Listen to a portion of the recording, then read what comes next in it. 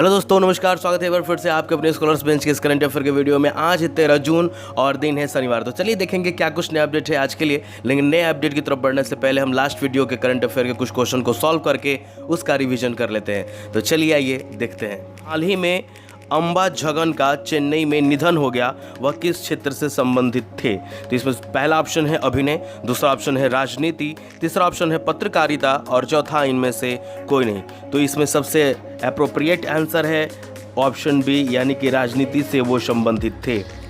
अगला क्वेश्चन है कि समुद्र की सतह से लगभग 7 मील नीचे चैलेंजर डीप तक पहुंचने वाली पहली महिला कौन है? पहला ऑप्शन है प्रतिभा, दूसरा ऑप्शन है गीता, तीसरा ऑप्शन है कैथी सोल्वीन और चौथा इनमें से कोई नहीं। तो सबसे राइट आंसर है इसमें ऑप्शन सी, कैथी सोल्वीन।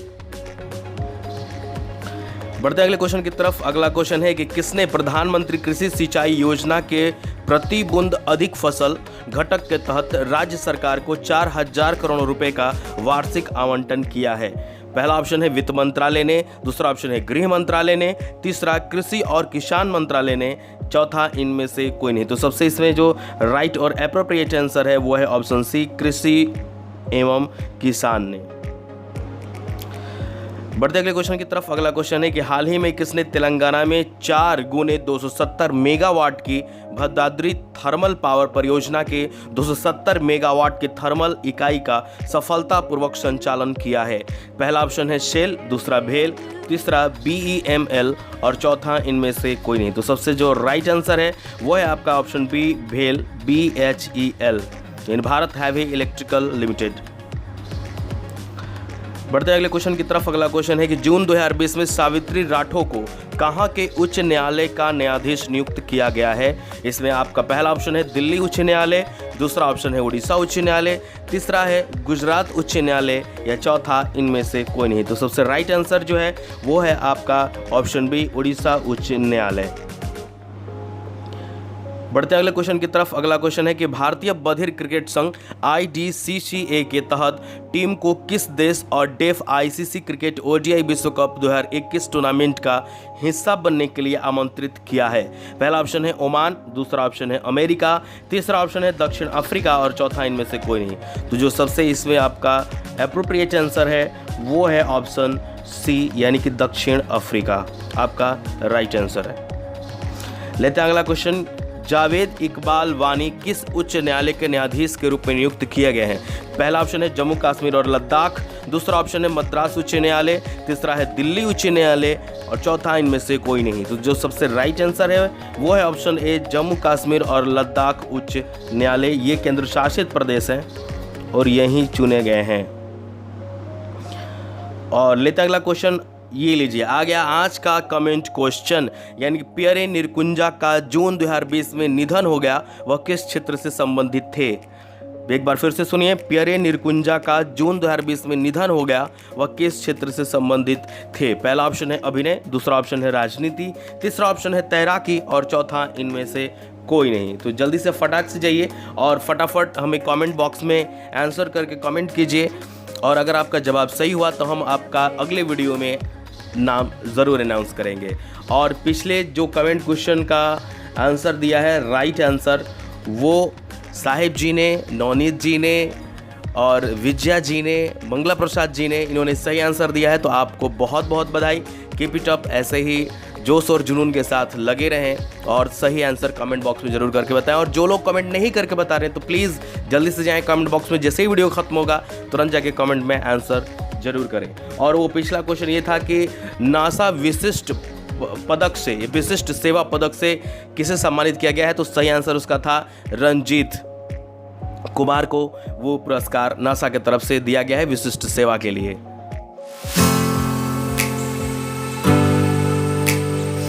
फ्रेंड्स, नेशनल अपडेट में जो सबसे पहला अपडेट है वो है महाराष्ट्र के लिए 1,829 करोड़ रुपए का अनुदान। जी हाँ दोस्तों, केंद्र ने 2020-21 के लिए महाराष्ट्र में जल जीवन मिशन के प्रभावी कार्यान्वयन के लिए 1,829 करोड़ रुपए का वित्त पोषण को मंजूरी दे दी है।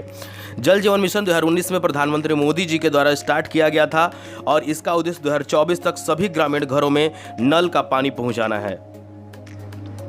अगला अपडेट है GRSC ने ICG को ICGS कोलकाता बरुआ दिया। जी हाँ दोस्तों, garden rich ship builders and engineers GRSE limited ने भारतीय तटरक्षक बल के लिए फास्ट पेट्रोल वेसल्स यानी कि FPV की सीरीज में 5वें और अंतिम जहाज ICGS कोलकाता बरुआ को विजिट किया। यह मिनी रत्न श्रेणी एक रक्षा पीयूष शिपयार्ड द्वारा दिया गया 105वां पोत है। फ्रेंड्स, अगला अपडेट है, भारतीय रेलवे ने बनाया विश्व रिकॉर्ड। जी हाँ दोस्तों, भारतीय रेलवे ने पश्चिमी रेलवे पर विद्युतीकृत क्षेत्र में पहले उच्च ओवरहेड इक्विपमेंट OHE को चालू करने और सफलतापूर्वक डबल स्टैक कंटेनर चलाने का विश्व रिकॉर्ड बना दिया है। यह उपलब्धि पूरी दुनिया में अपनी तरह की पहली और यह भारतीय रेलवे के लिए एक नवीनतम हरित पहल के रूप में ग्रीन इंडिया के महत्वाकांक्षी मिशन को बढ़ावा देगी। फ्रेंड्स, इंटरनेशनल अपडेट में पहला है, अप्रैल लॉकडाउन में यूके की अर्थव्यवस्था 20.4% सिकुड़ी है। यह दोस्तों आधिकारिक आंकड़े बताते हैं कि ब्रिटिश अर्थव्यवस्था अप्रैल पहला पूरा महीना जिसमें देश अपने कोरोना वायरस लॉकडाउन में था उसमें 20.4% की भारी गिरावट के साथ कम हो गई है। अर्थव्यवस्था के सभी क्षेत्रों में विशेष रूप से पब, शिक्षा, स्वास्थ्य और कार की बिक्री में भारी नुकसान हुआ है।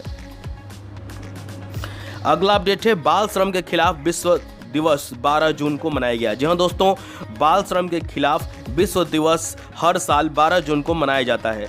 यह दिन किसी भी रूप में बाल श्रम के खिलाफ दुनिया भर में आंदोलन को बढ़ावा देने के लिए है। वर्ष 2020 का विषय कोविड-19, बच्चों को अब पहले से भी अधिक बाल श्रम से बचाएं, ये है।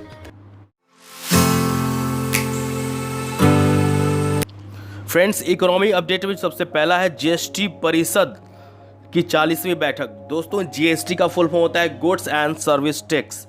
वित्त मंत्री निर्मला सीतारमण ने 12 जून 2020 को GST परिषद की 40वीं बैठक की अध्यक्षता की।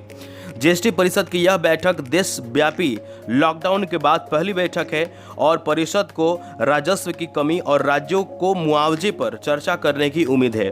परिषद ने GST के कार्यान्वयन के कारण राजस्व हानि के लिए राज्यों को क्षतिपूर्ति के लिए धनराशि जुटाने के तरीकों पर निर्णय लिया। अगला अपडेट है कि इफ्को यानी कि IFFCO ने ICARB के साथ समझौता ज्ञापन पर हस्ताक्षर किए। जहाँ दोस्तों, भारतीय किसान उर्वरक सहकारी लिमिटेड यानी कि इफ्को ने भारतीय कृषि अनुसंधान परिषद ICAR के साथ एक समझौते पर हस्ताक्षर किए हैं। ICAR संस्थानों और कृषि विज्ञान केंद्रों KV के माध्यम से विभिन्न उत्पादों के संयुक्त अनुसंधान, परीक्षण और सत्यापन के लिए इस पर हस्ताक्षर किए गए हैं। इसका उद्देश्य टेक्नोलॉजी के प्रभावी उपयोग द्वारा रासायनिक उर्वरकों की खपत को कम करने में किसानों की सेवा करना है। अगला अपडेट है कि ई पैसा ने फास्ट अलायंस बैंक के साथ हाथ मिलाया। जी हाँ दोस्तों, ई पैसा भारत में पॉइंट ऑफ सेल यानी POS समाधान प्रदाता ने अफ्रीका के जाम्बिया में fast alliance bank Z limited के साथ एक साझेदारी की है। यह देश में छोटे और मध्यम बिजनेसमैन और अन्य व्यवसायों के लिए मोबाइल पॉइंट ऑफ सेल समाधान प्रदान करेगा। इस साझेदारी को ई पैसा के लिए पहला विश्व विस्तार माना जाता है। फ्रेंड्स, स्कीम अपडेट में जो सबसे पहला है कि आंध्र प्रदेश के मुख्यमंत्री ने एक योजना शुरू की है। जो दोस्तों, राज्य में नाई, धोबी और दर्जी को वित्तीय सहायता प्रदान करने के लिए आंध्र प्रदेश के मुख्यमंत्री जगन मोहन रेड्डी द्वारा एक योजना की शुरुआत की गई है। इस योजना का नाम जगन्ना चेदोडू यानी कि जगन द्वारा हैड होल्डिंग रखा गया है। इसमें हर साल 2,47,040 लाभार्थियों में से प्रत्येक के बैंक खाते में 10,000 रुपये का प्रत्यक्ष नगद हस्तांतरण शामिल है। फ्रेंड्स, साइंस एंड टेक्नोलॉजी में सबसे पहला अपडेट है, बायोकॉन का इंसुलिन ग्लार्गिन इंजेक्शन स्वीकृत। जहां दोस्तों, अमेरिकी खाद्य एवं औषधि प्रशासन ने डायबिटीज वाले वयस्कों में उच्च रक्त शर्करा को नियंत्रित करने के लिए बायोकॉन बायोलॉजिक्स इंडिया लिमिटेड के इंसुलिन ग्लार्गिन इंजेक्शन सेमेग्ली को मंजूरी दे दी है। यह बायोकॉन सहायक और माइलेन का तीसरा उत्पाद है जिसे US FDA द्वारा अनुमोदित किया गया है। अगला अपडेट है, टाइटन शनि से 100 गुना तेजी से दूर हो रहा है। जहां दोस्तों, शनि का चंद्रमा टाइटन हमारे सौर मंडल का दूसरा सबसे बड़ा चंद्रमा है जो पृथ्वी के चंद्रमा से लगभग 50% बड़ा है। नेचर एस्ट्रोनॉमी में प्रकाशित एक नए अध्ययन में शोधकर्ताओं की एक टीम की रिपोर्ट के अनुसार टाइटन अनुमान की तुलना में बहुत तेज गति से अपने ग्रह से भटक सकता है। हाल ही के आंकड़ों के अनुसार टाइटन वास्तव में प्रत्येक वर्ष लगभग 11 सेंटीमीटर की दर से उम्मीद से 100 गुना तेजी से दूर जा रहा है। अगला अपडेट है, शोधकर्ताओं ने कम लागत वाला कोविड-19 टेस्ट विकसित किया है। जहां दोस्तों Indian council of medical research ICMR ने नोवेल कोरोना वायरस परीक्षण के लिए केवल reverse transcription polymerase chain reaction RT-qPCR test की सिफारिश की है। Centre for cellular and molecular biology CCMB के शोधकर्ताओं ने SARS-CoV-2 परीक्षण के लिए एक नई कम लागत वाला और कम तकनीक वाला आवश्यक परीक्षण विकसित किया है। इस परीक्षण को reverse transcription nested PCR RT-PCR test के रूप में जाना जाता है। अगला अपडेट है, केरल स्टार्टअप ने मास्क वितरण मशीन शुरू की। VST मोबिलिटी सॉल्यूशंस, जो कि कोचीन में एक स्टार्टअप मुख्यालय है, ने एक स्वचालित मास्क वितरण मशीन शुरू की है। इसे कोविड-19 का मुकाबला करने में मदद करने वाले उत्पादों को विकसित करने के प्रयास के तहत शुरू किया गया है। अगला अपडेट है, इसरो एक ऑनलाइन प्रतियोगिता आयोजित करेगा। जहां दोस्तों इसरो देश में युवा दिमागों को प्रज्वलित करने हेतु ऑनलाइन इसरो साइबर स्पेस प्रतियोगिता 2020 का आयोजन करेगा। ICC 2020 ऑनलाइन प्रतियोगिता में कक्षा 1 से 3 के छात्रों के लिए ड्राइंग प्रतियोगिता, कक्षा 4 से 8 के लिए मॉडल मेकिंग प्रतियोगिता और कक्षा 9 और 10वीं के छात्रों के लिए निबंध प्रतियोगिता होगी। कक्षा 11 से 12 के छात्रों के लिए हिंदी और अंग्रेजी में अंतरिक्ष प्रश्नोत्तरी प्रतियोगिता के साथ निबंध प्रतियोगिता आयोजित की जाएगी। अगला अपडेट है, त्रिपुरा के प्रोफेसर ने एक रोबोट विकसित किया है। जहां दोस्तों त्रिपुरा में एक युवा सहायक प्रोफेसर ने एक रोबोट विकसित किया है जिसका नाम कोविड-19 वारबोट है। यह मानवीय हस्तक्षेप के बिना रोगियों को भोजन, दवाइयां और अन्य आवश्यक वस्तुएं परोस सकता है। यह एक 4 पहिया रोबोट है जिसे उसने अपने घर पर अपशिष्ट पदार्थ का उपयोग करके विकसित किया है। अगला अपडेट है, NIRF रैंकिंग में शीर्ष पर IIT मद्रास। जहां दोस्तों IIT मद्रास ने नवीनतम राष्ट्रीय संस्थागत रैंकिंग फ्रेमवर्क NIRF 2020 में समग्र और इंजीनियरिंग दोनों श्रेणियों में भारत के सर्वश्रेष्ठ संस्थान के रूप में शीर्ष स्थान बनाए रखा। अगला अपडेट है, डॉक्टर्स विदाउट बॉर्डर्स ने अस्पताल की स्थापना की। जहां दोस्तों अंतर्राष्ट्रीय चिकित्सा मानवीय संगठन डॉक्टर्स विदाउट बॉर्डर्स ने कोविड-19 रोगियों के उपचार के लिए पटना में 100 बिस्तरों वाला अस्थायी अस्पताल स्थापित किया है। पटना के पाटलिपुत्रा स्पोर्ट्स कॉम्प्लेक्स में बिहार सरकार के सहयोग से स्थापित की जाने वाली यह सुविधा भारत में डॉक्टर्स विदाउट बॉर्डर्स द्वारा पूरी तरह से प्रतिबद्ध की जाएगी। फ्रेंड्स, अवार्ड की कैटेगरी में जो सबसे पहला अवार्ड है वो शोभा शेखर को सम्मानित किया गया। जो दोस्तों ऑस्ट्रेलिया में संगीत संगठन कलाकृति के संस्थापक शोभा शेखर को 2020 के अंत में medal of the honour of Australia से सम्मानित किया जाएगा। मॉनिट्रल आधारित कलाकार और व्याख्याता यूनिवर्सिटी ऑफ मेलबर्न रानी के 2020 के जन्मदिन की सम्मान सूची में शामिल है। टोनी एबॉट ऑस्ट्रेलिया के पूर्व प्रधानमंत्री और क्रिकेटर माइकल क्लार्क नामांकित लोगों में से एक है। बात करें अगर ऑस्ट्रेलिया की तो यहाँ के वर्तमान PM स्कॉट मॉरिसन है। यहाँ करेंसी ऑस्ट्रेलियाई डॉलर चलती है और कैपिटल इसका कैनबरा है। अगला अपडेट है, रतन लाल को 2020 का विश्व खाद्य पुरस्कार मिला। जहाँ दोस्तों प्रख्यात भारतीय अमेरिकी मृदा वैज्ञानिक रतन लाल को 2020 विश्व खाद्य पुरस्कार का प्राप्तकर्ता बनाया गया है। उन्हें प्राकृतिक संसाधनों के संरक्षण और जलवायु परिवर्तन को कम करने वाले खाद्य उत्पाद को बढ़ाने के लिए मिट्टी केंद्रित दृष्टिकोण विकसित करने और मुख्य धारा में लाने के लिए सम्मानित किया गया है। उन्हें $2.5 लाख का पुरस्कार मिलेगा जो 5 दशकों तक उनके कैरियर में उनके योगदान का सम्मान करता रहेगा।